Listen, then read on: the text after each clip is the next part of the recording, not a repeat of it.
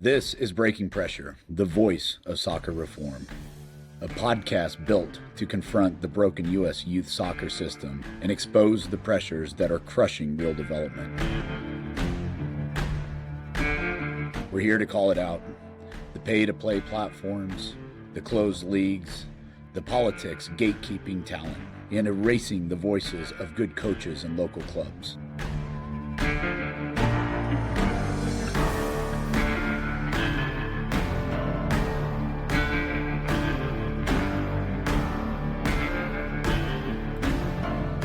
At our core, we believe in something better, one where players are developed to be brave, creative leaders.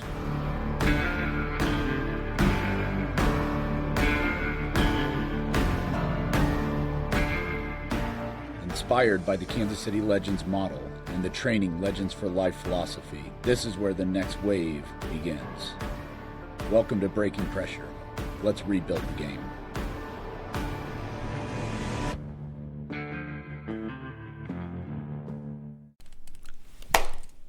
Hello, everyone, and welcome back to Breaking Pressure. It is a new year of 2026, and we're finally getting around to part 3 of the Iron Woman journey. So, first of all, Happy New Year, Jen. Happy New Year, Sarah, and welcome back to the studio for part 3, Love of the Game, What Comes Next. Yeah, Happy New Year. Happy New Year. Yeah, super excited to be here, and I have to say that we have been gone for quite some time, right? Yep. So much so that our love fern died, Brad. So our plant in our window that I brought in specifically for you because it was shaped like a heart, A love fern. it died. So good luck to us this year. Yeah, let's hope that's not a sign of what's to come in 2026. Oh, my. Well, Who's responsible for watering it? Well, don't start. Don't open that can Okay. of worms, Jen. That's just it's too early in the year to go down that path. Now, Sarah does a good job of watering them, but I'm pretty sure it's my responsibility when I'm not when in she's not studio around for a little while. Yeah. So there's blame to go around, I'm sure. Yeah, so he killed our love, Jen. That's how it's going to be framed. Well, let's start with this. We're halfway through winter season. Yep. Talk to me. How are your teams doing? What's it look like?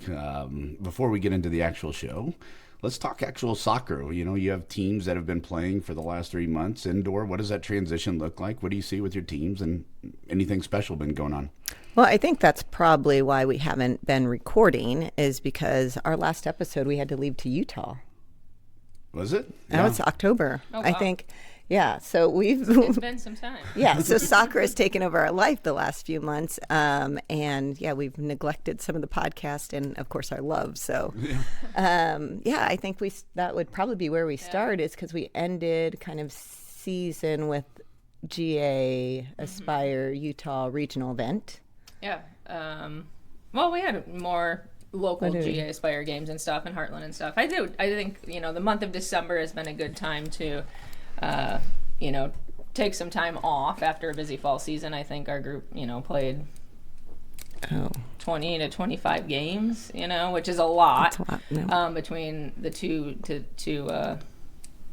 leagues. But I think, having that time to, hone in back on ourselves and have a little break with the holidays and just, at Legends being able to jump back into a lot more of the 4v4 stuff on Friday nights, just a general pickup style where the kids can go out and have fun and play, and there's not a lot of, coaching as far as, you need to do all these things, but it's what's your creative style, and, on a Friday night, you just go out there and have fun and stuff. So I think, the fall was a grind. It was a long season. It But was, and a good one. yeah, we've had a lot of, I think, time off, from formal 11v11 games outside. And so, coming into the new year, I feel a little bit refreshed, and I got to go back home and see my family, and, coming back this past week to start training again, I was excited to get back out with the girls and start back up. We need breaks. We don't take breaks in this sport like we used to. Like you pretty much play 11 out of 12 months of the year, and it's a grind. Yeah. So Yeah. and I love our winter leagues. When we do 4v4, it's very street style, free play, and there's a balance. I think some kids show up and love that environment. There's others that just kind of goof around. So there is a setting the tone, but those that are really into it, I mean, I think they thrive over the winter. And I've always loved winter breaks or the winter leagues, because I think that's where we create a lot of good separation from what we focus on, the skill and the ability to take players on. Yeah, I would agree. I think I would go back to taking time off. I think that's so important because as coaches, I mean, if we feel like the strain of it, or as parents, if you're like, oh my gosh, I don't want to take them to another practice, or like I'm getting tired, I don't really want to go today, that changes everything. That leads us to kind of burnout, really.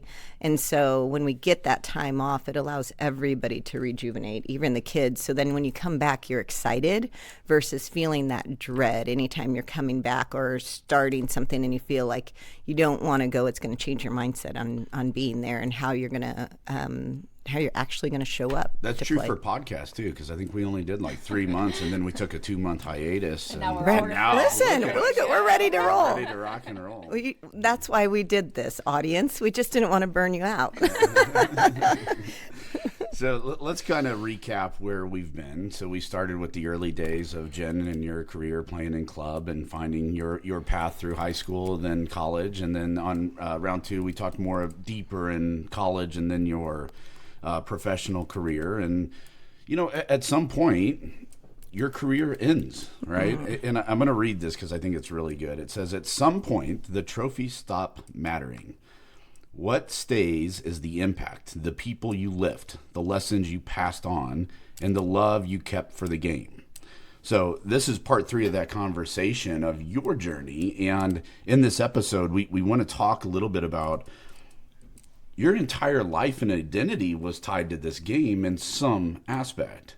What does it look like at the tail end of your career? What were the signs that were saying, hey, we're getting there? It's time for me to hang up my boots. And how do I go, create a meaningful impact in another part of my life? What's that look like?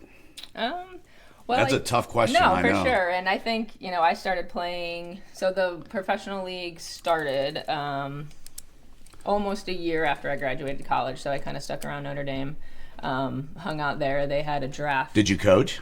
Yeah, so I was a volunteer assistant coach that next fall season. So what would that still been 2007. And then they had like the draft and everything that next spring with the WPS. And so I was kind of coaching, training at Notre Dame, staying around the game and stuff. And was that the first draft, or was that had the draft been around for that league for a while? No, that was the start of the WPS. Got it. The earlier league had already folded. Yeah. There wasn't really a league going on when I was in college. When I was a junior, senior, I think they were talking about, bringing a professional league back and stuff. But the 2009 season of the WPS was, the first of that league. And so I kind of had started that way and stuff. And so 2009, I started playing, and I ended up retiring in 2016. So almost 7 years, and I think a mix of mental fatigue, obviously physical fatigue. I was, over 30 at that point, and, kind of starting to feel it in my body and stuff. And then, I think the consistency of the league, and obviously, I look at, your bigger picture in life as far as, the league typically ran from March through September-ish, and trying to figure out what we would do in those off seasons and how to compensate with money and stuff. So there's a lot of different factors. I think they were still obviously building the league. It's a little bit different than what it is today as far as what players get paid and what resources they have as far as facilities and everything. When I was playing, we were at Shawnee Mission South High School for some seasons. We played at UMKC. There wasn't a lot of consistency. So when you translate that to your personal life, you're still up and down, in season, off season, how much money you're making. And I think, that takes a big toll mentally on kind of what you want to do. And at some point I just was like, okay, I think I'm ready to move on to something a little bit more consistent, whether it was, financially or just across the year, traveling, all that kind of played into it and stuff. So do you sit there and look at the league today, and I'm not going to put words in your mouth.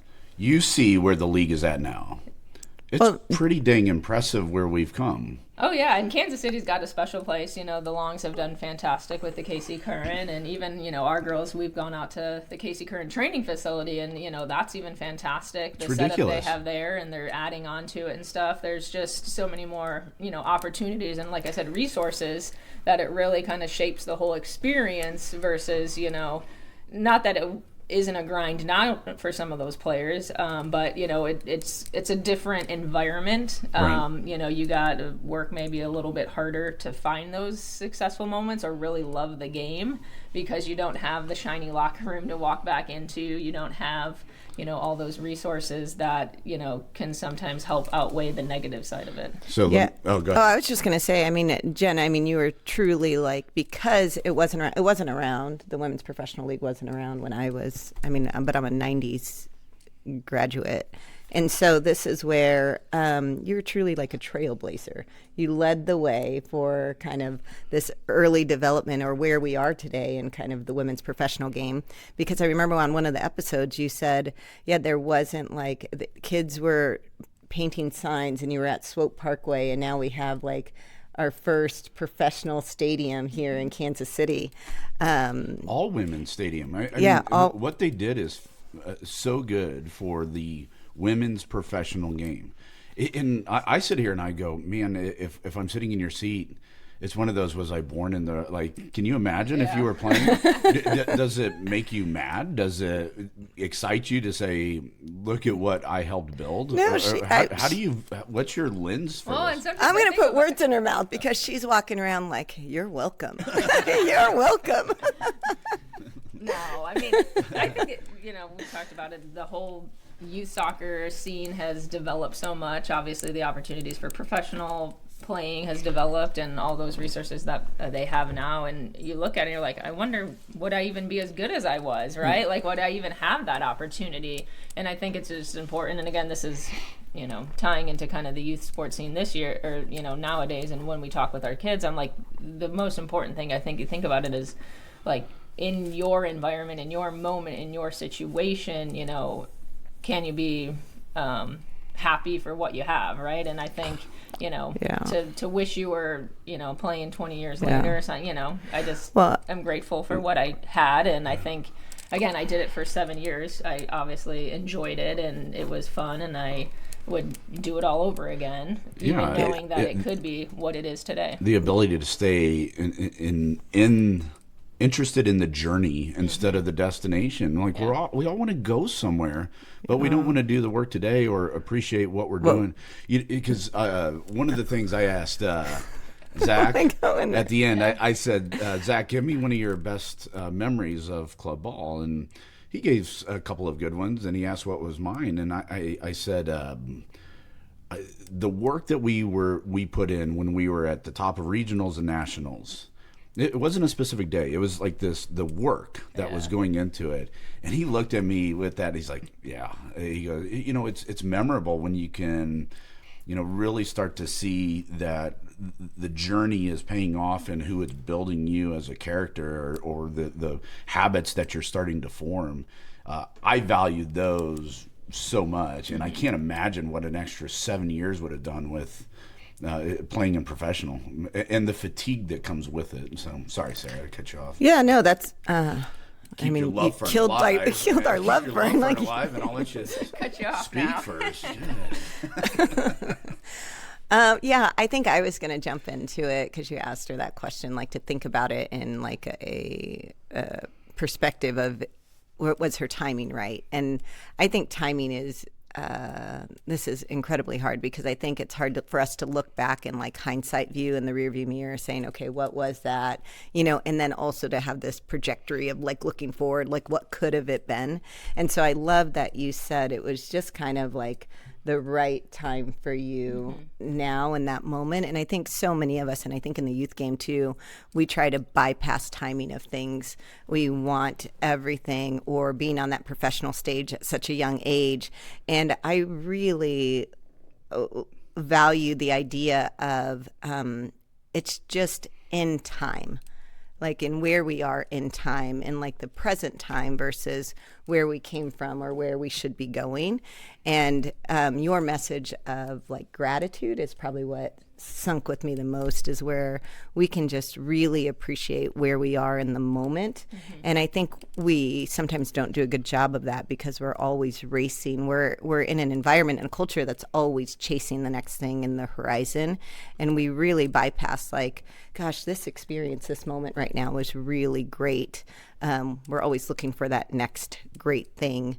And I think that when we're able to do that, then it gives us so much more of an appreciation for the game and our experiences and our friends and, all those memories or moments because we were living in them in that time. Yeah. So as you think about the tail end of your career, and I'm going to shift from, you have more wisdom, right? At that point, you have to go through experiences to find wisdom.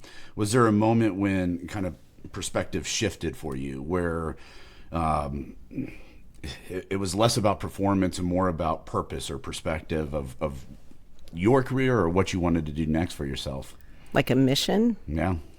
Like, I don't know. I mean, fortunately, you talk about the journey, right? Like at the end of my career, I was here in Kansas City in 2013, and we had a very successful season. Then 2014, we actually won the NWSL championship. We then again won it in 2015. So, for me, as a player, I was like, okay, I've played now for, almost six years. So you had 2 championships? Mm-hmm. 2 championships, one in 2009 with who am I sitting next to? It's funny, right? Like, how long have we known you? You don't talk much about what your...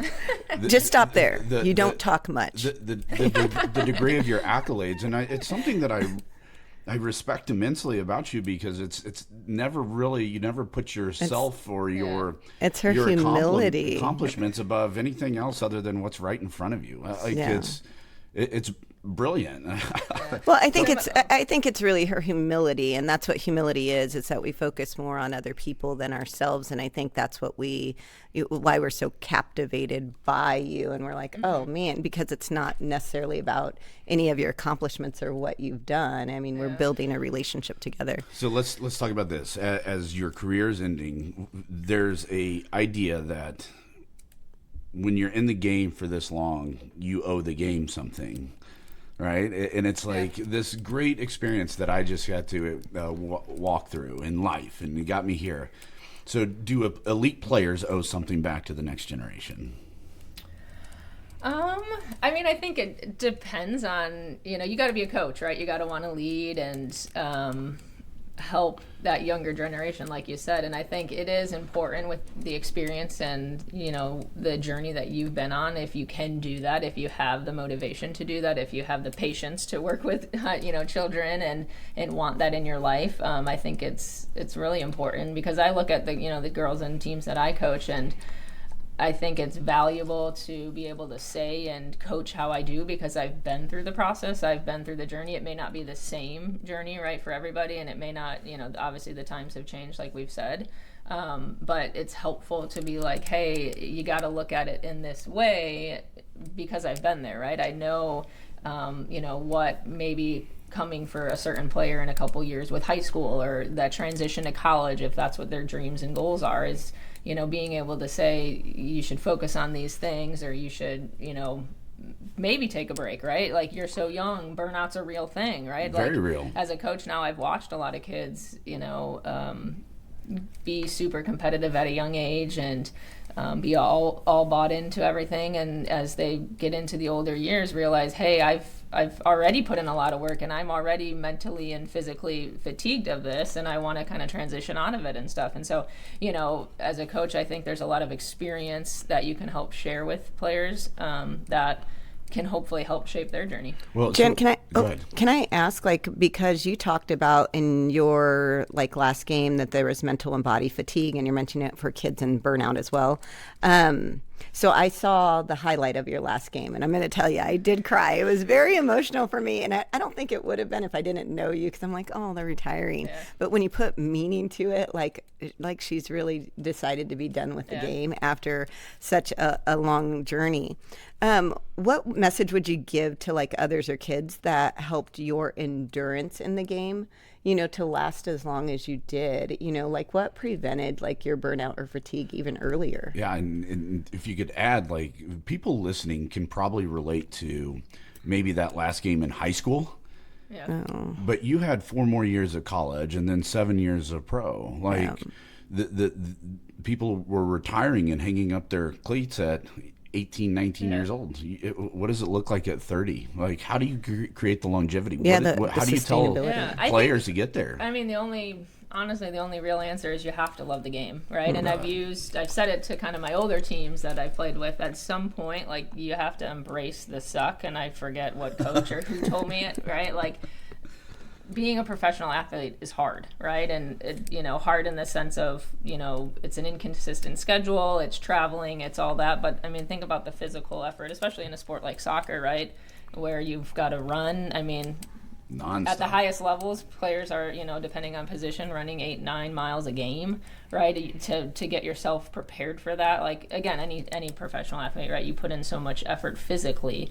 I think that was the biggest thing is, finding the passion for the game and learning to embrace the suck. Because I think as people, right, when things get uncomfortable, when things get hard, a lot of people choose to quit. And maybe not quit the sport, but choose to not rise above that and just say, hey, I'll stay at this level, versus trying to break above that and say, hey, I can do these hard things. Yep. And so I think for me, playing, and that's probably why I got to where I got to when I was getting ready to retire. It was like, it's not as fun going out to play anymore, or, I don't enjoy it as much.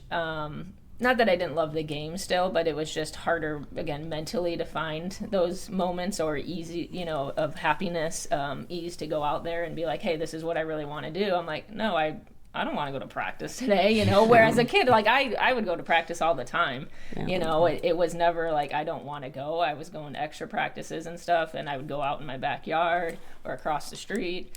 So I think finding that passion for the game, and you can't play for anybody else but yourself, because that's, again, where the true motivation comes from. Yeah, I was going to say, I mean, that's kind of how we started the podcast is, you don't want to go into these experiences or your jobs or whatever feeling like it's an obligation, right? It's going to change your mindset, and it's harder to get out of that mental fixed mind once we put our stakes in it, right? That, oh, I don't want to do this. And so... Yeah, that's tough, but we're seeing it at a younger and younger age. I'm so impressed with your longevity and the opportunities that you did have. Well, what's funny is the next few prompts that I have, you answered all in a single, and I think it's brilliant though, right? Like, what advice would you give young players navigating pressure? Okay, check. How do you help keep kids joy in the game? And I think you nailed it. And when you turn the game into a job at too early of an age, and for people listening that are older, think about your own job. You have to show up. I sit at a desk, 10 hours a day, 6 days a week, right? It will burn you. You better out. Love it, honey. I promise you, if you don't have a passion or a joy for what you're doing, you're not going to last long in it. Yeah. And so, when we talk about having 20 plus games, and we talk about this all the time because burnout is a real deal. It's nice to kind of take a step back. It's nice to give the environment, just say, go play. Like, we're okay. Yeah. We have time. We have plenty of opportunities as we go forward. Yeah. Can I jump back? Because I think you said, do elite athletes owe something to the game? And I don't know if I would say, Brad, now that I'm thinking about it, I don't know if they owe anything to the game. I think they love, and if they want to coach and get involved. But I think what's important is they have to have an awareness of their role and how young kids do look up to elite players. as like forms of mentorship. Like these kids are looking up to you or their coaches or other players, and they're watching them and they're admiring them. They see them as like heroes, and so for those that choose, to give back to the game or stay involved in it, I mean, I think it's just such a gift. So I don't know if they necessarily, like it's an owing thing, but I think it's truly a gift because you recognize the power that you have within what you've sacrificed and what you've accomplished to be able to pay it forward, to the next generation or like the cycle, that continues. And that's a great transition because a lot of what this podcast is about is not just the love of the game, but the love of the game versus the system that we find ourselves in for youth athletes today, and youth, trying to find their way to the professional ranks. So, I have a prompt there. What worries you most about youth soccer right now? Then, Yeah, well, I would say just kind of like we were saying, are we tailoring, practice environments, game environments, team environments to kids finding a passion for the game, for really wanting to be self-motivated and to go out and create their own journey or path? Or is it that system and environment, saying, you need to do this to play college soccer? Well, if you don't love the game, how are you going to play college soccer? If you don't, understand a lot of these things, then none of that really matters, because it's easy for everyone around you to be telling you, like, hey, go be on this team or go play in this platform.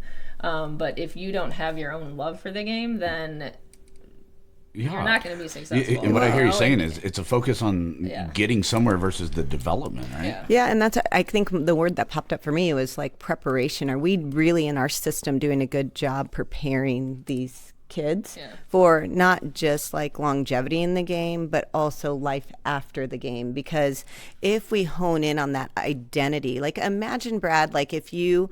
Well, I don't know like what you were into as a kid. Let's say you had this identity that you were going to be I'm going to age you, like a G.I. Joe, right? And you like identified with like these strong G.I. Joe characters. And we never let you outgrow that, because that was the identity that we gave you, is like, nope, for the rest of your life, you could only be this thing, And so these kids, I think when they're like not multi-sport athletes, but we hone in this identity so early that we're just fostering one part of who they are in their identity and saying, this is who you're going to be for the rest of your life.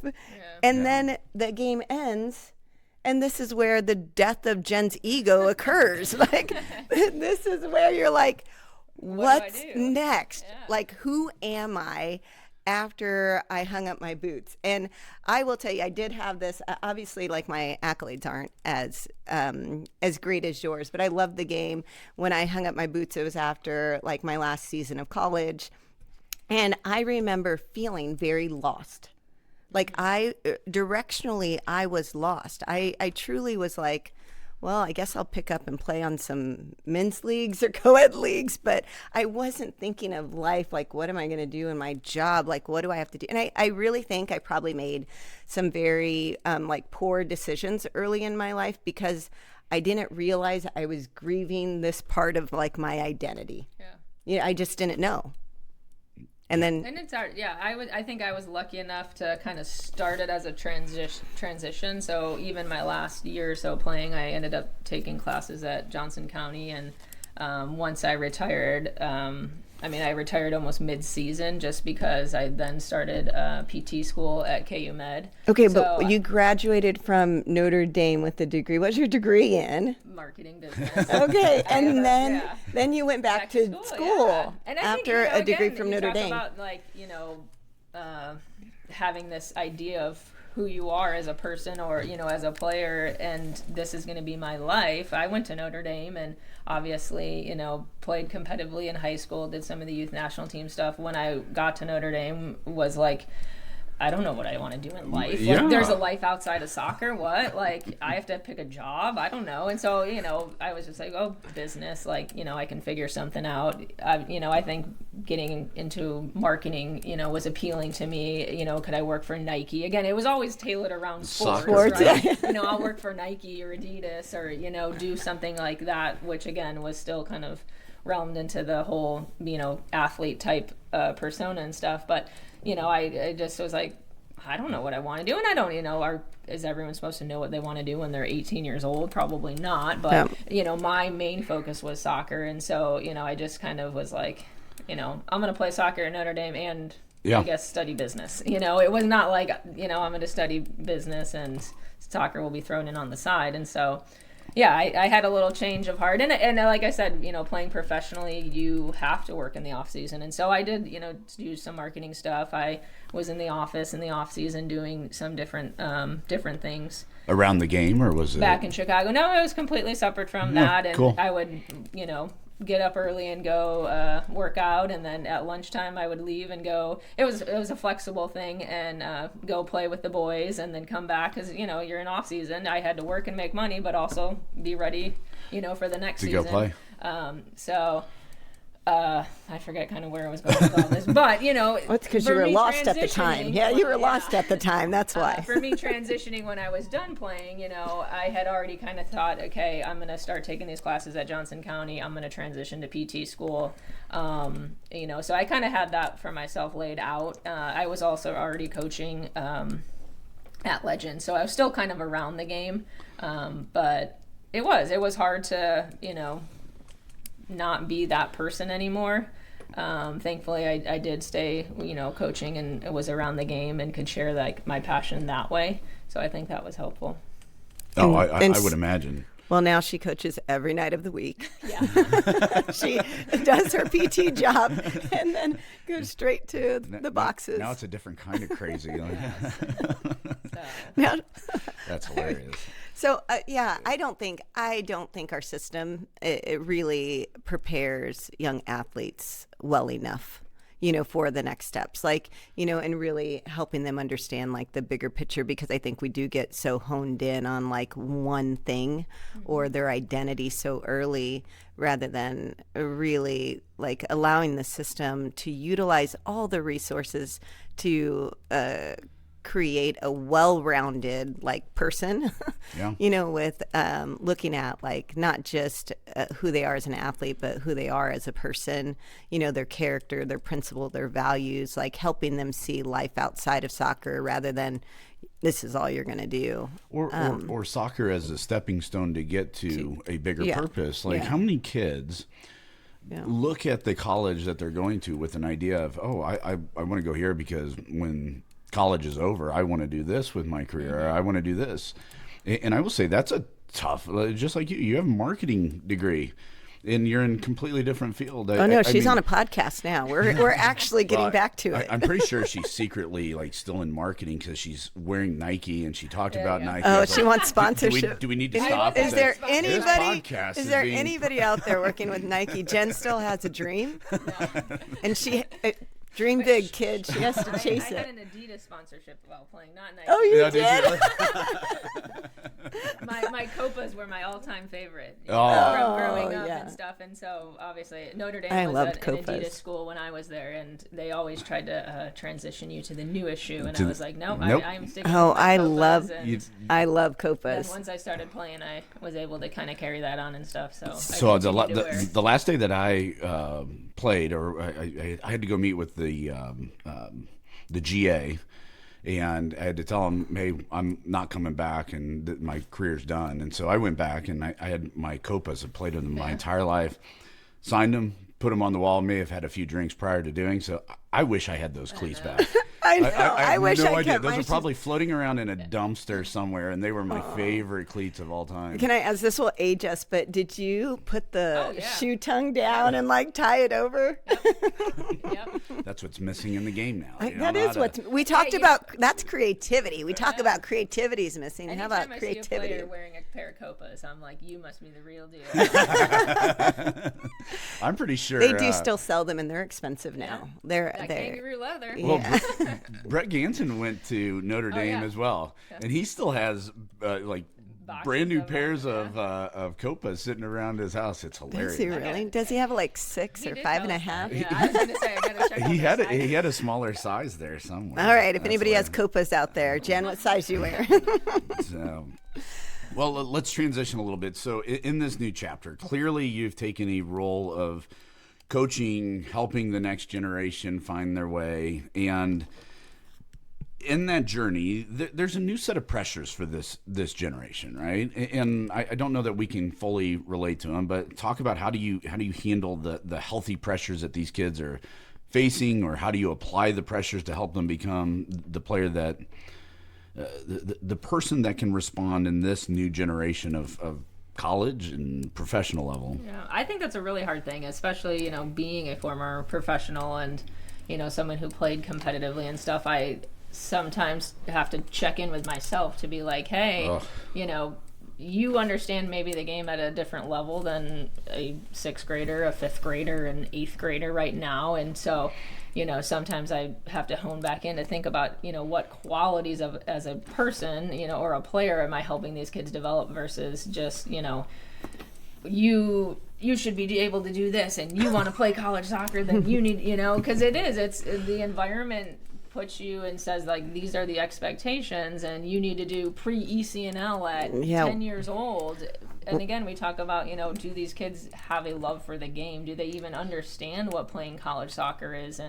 And so I think it's healthy to check back in and be like, hey, the wins and the losses don't really matter. Even though the environment around us, right? If you don't win X number of games, you don't get to move up in the division. Or if you don't have this type of platform, then you don't get to play college soccer. And it's really hard. And, I 100% have caught myself, getting caught up in all of that. And I think there's, a girl in our 2012s that came up to me and was like, hey, I'm having issues with, these things, and I feel like, you as a coach aren't helping me in these ways, and it's hurtful, and it's not making me feel well. And as, obviously as a coach, that's not what you ever want to hear, right? But like, it gave me a moment to take a step back and be like, hey, what is my role as a coach? And, is it just to get two kids to play college soccer off of this to go team, win a game exactly, this weekend on a Sunday? So I think, it takes a lot of reflection, and, I've been coaching now,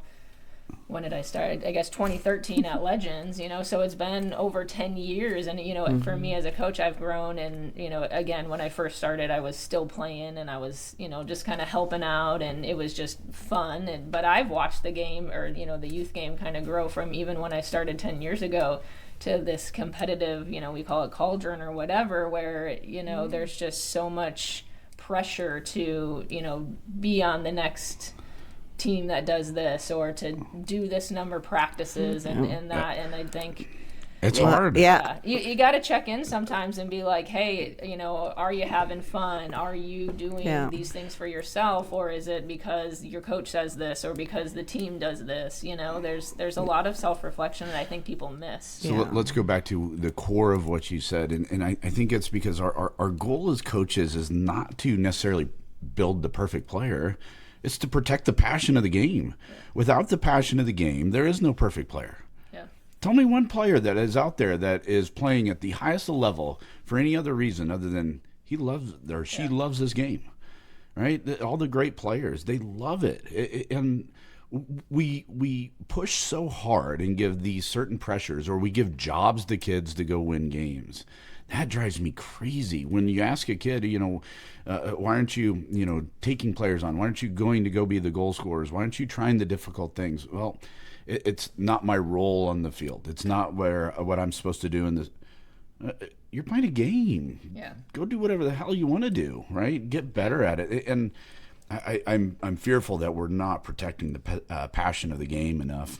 Yeah, but I was just going to say, well, welcome to Breaking Pressure, because that's all what you've just described, or the pressures of life, the pressures of the sport, the pressures we put on kids, the pressures we feel as coaches, the pressures of, all of these systems after they got deconstructed when ECNL came out and whatever. Then it just created so much more pressure in the world that we all have to face and deal with. And so I appreciate what you said, because we have to kind of keep ourselves grounded and have more deeper reflection on what really is our purpose, what is our mission, and how do we want to really support, or continue the growth of the game, and because we love it. I mean, we're still in it because we love it.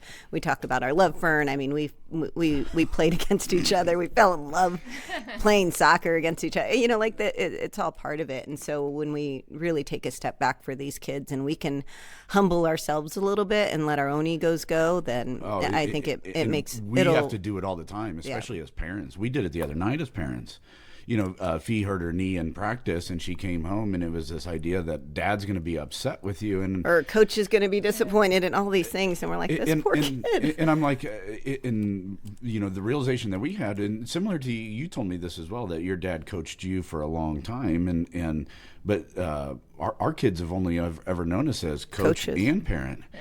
And that's a double whammy of disappointment and pressure. And pressure, because we played at an intensity as well, and I think we carry that intensity as coaches. We try to harness it in healthy ways. Yeah, but it's unspoken intensity. It's an unspoken intensity, and what we had to share was really try to break down is we're disappointed that you got injured. Yeah, not because we care that you got injured. It's we care that you want to be here and play the game, and we want the best for you. And we had to remind her, we love you. Yeah, it's not about like your performance. You're our kiddo. What I think we try to do here is just create some humility in all of this, right? It's like nobody's perfect, and but set the standard. And you have something to say? No, You're just pointing at me? No, I think you need to think about like the qualities, and these are just basic, you know, good qualities of any person, right? Like hard work. Can your kid go out and work hard, you know, whether that's at practice or games, without, you know, a coach yelling at them to say, hey, you need to, you know, try harder, right? Or can they go out and work hard without the motivation of, I'll pay you $50 if you score a goal? Like, no, just go out and work hard, you know, right? Or, you know, can they become good leaders with good communication? All these things, they're sports that they can develop commitment, right? Being a part of a team, learning that responsibility to show up every day and be there for your teammates and stuff. So I think, you know, again, learning how to handle criticism and critique. That's a big one today. Yeah, and loyalty and sacrifice, and you know, one of the big things when we switched over and Sophia started playing for you, I remember saying vividly, like, what does this look like at the end of the journey with Legends and Jen?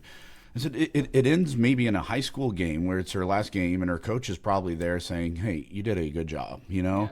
That's it. And she walks away learning how to be a hardworking, good human being. And if you can do that, everything about this game is trying to train kids to be better human beings. Find a passion and the love for it, but at the end of the day, your journey's going to end eventually. Yeah, but I also think for that, Brad, in our conversation with getting Jen, because we wanted her to have a positive coach in her life. Yeah. We wanted to put her in an environment where we understood or learned about who that coach was and what value they had that they could instill in our kid, because it wasn't that the coach would say, hey, you're doing a good job, but it's somebody like Jen that's going to actually show up for her final game, you know, that is going to say, or after, when she's lost in life and maybe she doesn't want to call us and she's like, I'm going to call Coach Jen. I mean, she literally had this, like, she was watching Karate Kid. Yeah. It was the new Karate Kid with Jackie Chan. And he kind of lost like the love for fighting or whatever. And he was like deep in a depression in his room. And Jackie Chan came in and started like doing this secret like ninja stuff in the room. And Sophia looks at me and she goes, Mom, if I ever did that, I could see Jen coming in and kicking soccer balls at me and saying, let's go, get up. But I'm not going to let you be a quitter. Yeah. You know, but I love that because she's associating who you are and the role that you would play in her life, not necessarily because because you won a game or whatever it is. Like, she's looking at you as the person that she admires, that is that mentor, you know, that will be there for her. You know, and I think you've displayed that with a lot of other athletes that you have. You know, and I think that's the other reason why we are really thrilled and happy to have you as a part of Sophia's life, and, you know, in soccer, and for all the kids at Legends. You really have to find, you know, good coaches, and the coaches that aren't doing it for their own ego, that they're doing it really for the betterment of the child in the game. So we'll wrap up with this one, and it's a hard one. Okay, last one. If you could speak directly to your 10-year-old self, right? Your 10-year-old, a kid falling in love with soccer at that moment, what would you say to her? Yeah, you can take a second. That's a tough one. Oh my gosh, like, are you going to make Jen cry? How do you go back to a 10-year-old and say, you know, yours is different. Like my career ended after a couple of years in college. Yeah. What would I have told my 10-year-old self? It'd be something along the line of relax a little bit, like breathe. Yeah. This is it's a marathon, not a sprint. And having those types of reality checks, it's a really tough question. I think what I probably would say is that biblical statement of the best is yet to come, so that it's not done here. I mean, soccer was the foundation that gave me you and then the girls and then everything else that comes with it. And so I couldn't foresee that. And so I think I would go back and just say, be patient. The best is yet to come. I think you just got to trust the process, right? And know that, where you put in the hard work, it's going to continue to bring you success. And whether that's, on the field or other areas of life, I think it's easy to, again, get caught up in everything around you and not just trust the process and realize if you put in the time, you put in the effort, then you're going to find success. The grass is not always greener on the other side. No. Do what you need to do and just trust the process. I'm going to put a plug in because I think, Jen, we made you a shirt the first time you were on our podcast that said, "Just play, trust the trust the process." That would have been really awkward if I did that. I think in the when I post the podcast, is this for children? Did you just cross over?